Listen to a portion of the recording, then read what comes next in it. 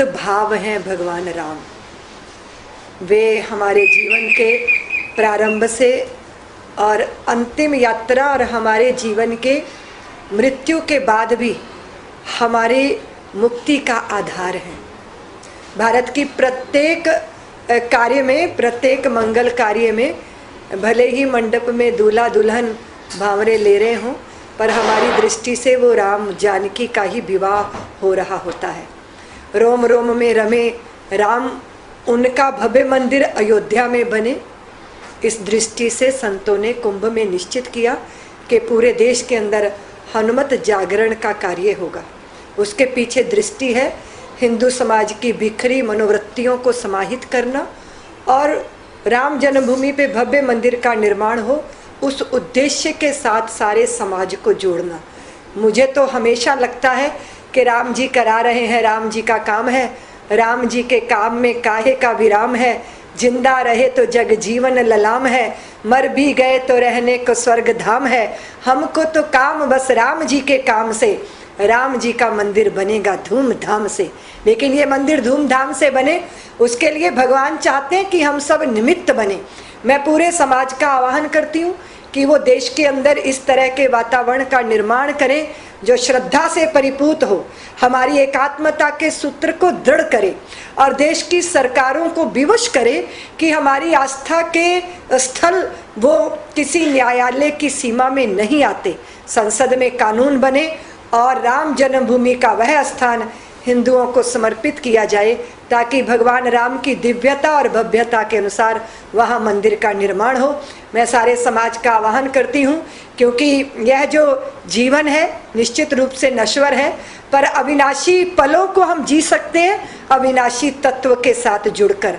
हमारी संततियों को हम दे के जाना चाहते हैं एक ऐसी उज्जवल परंपरा जो भगवान राम और कृष्ण के साथ जब हमको जोड़ती है तो हम उदात्त भावों के साथ विचरण करते हैं।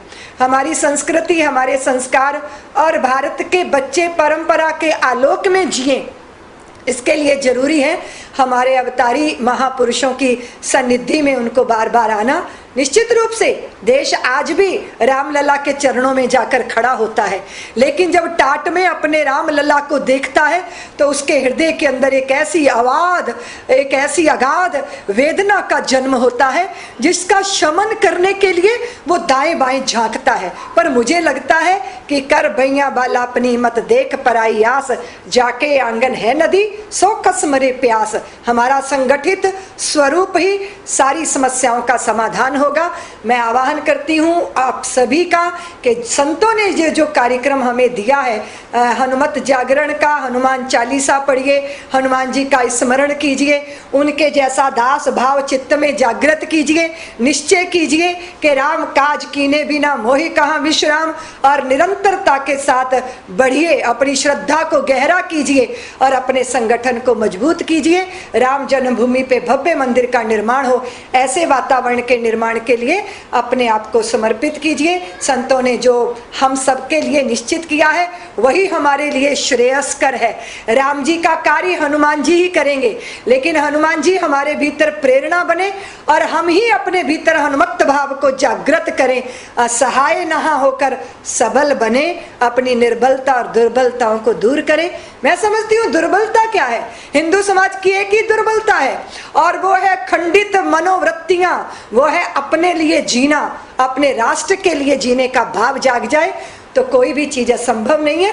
और हम सब ने उनका ऋण चुकाना है जिन्होंने सरयू के जल की धारा को अपने रक्त से सिंचित किया था। हमने उनका ऋण चुकाना है जिन्होंने युगों युगों तक इस देश की परंपरा को अपना सर्वस्व समर्पित करके सिंचित किया था।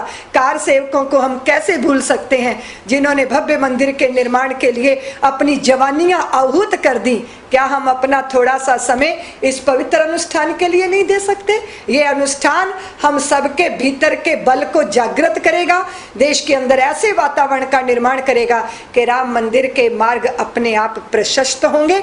मैं आप सबका आह्वान करती हूँ, आइए हनुमान जी की शरण में चलते हैं, जहाँ दास भाव भी जागेगा, अपने भीतर का पराक्रम शक्ति और वह अपराजेय पराजित मनोवृत्तियों को पराजित करके अपराजय भाव जागेगा और तभी हम जय कर पाएंगे धर्म की, सत्य की, करुणा की, मैत्री की और भगवान राम की उस उज्जवल परंपरा की, जो परंपरा का आलोक हम अपनी संततियों को देके जाना चाहते हैं। विश्व हिंदू परिषद के मार्गदर्शक के संतों ने, मंडल के संतों ने जो निश्चय किया है वो तो अटल है। हम सबको उसमें आहुतियां डालकर अपने आप को धन्य बनाने का समय आ गया है। प्रभु से प्रार्थना की जाती है सदैव के प्रभु मेरा जीवन बिखर गया है, तुम चुन लो कंचन बन जाओ, तुम पारस मायास अपावन, तुम अमृत में विष की बेली, तृष्णा मेरी निपट सहेली, तृप्ति तुम्हारी चरणन चेली, तन मन सूखा जीवन सूखा, सारा खेत पड़ा है सूखा, तुम बरसो घनश्याम तनिक तो मैं आषाढ़ सावन बन जाऊं, मेरा जीवन बिखर गया है, तुम चुन लो कंचन बन जाऊं। और जब प्रभु निमित्त बनाते हैं अपने कार्य के लिए तो जीवन खिलता है, पूर्णता की ओर अग्रसर होता है। मैं सारे समाज का, हिंदू समाज का आह्वान करती हूँ, अपनी समस्त जातिगत वैमनस्यताओं को दूर कीजिए, क्योंकि जातिवाद की राजनीति करने वाले हमें तोड़ रहे हैं, भारत की अस्मिता को चुनौती दे रहे हैं, भारत के अस्तित्व को दांव पे लगा रहे हैं। इसलिए राम हमारे आधार, वो निश्चित रूप से हम अगर प्रभु राम से वंचित हुए तो फिर हमारे भीतर के ये स्नेह नाते खंडित करने वाले सफल हो जाएंगे। हम यदि आपस में बट जाएंगे, हिंदू चेतना के बिंदु धुंध लाएंगे, वाल्मीकि सीता को कैसे निभाएंगे, राम शबरी के बेर कैसे खाएंगे, हरिजन सवर्ण पिछड़ों के ये नाते इनको और दृढ़ करना है, सुदृढ़ करना है और जातियों पार्टियों से ऊपर उठकर, संप्रदायों से ऊपर उठकर कन्याकुमारी से कश्मीर तक अपना दिल एक साथ धड़के और वो धड़कन अयोध्या की गलियों में उस स्पंदन का अनुभव हो और रामलला भव्य मंदिर में विराजमान हो।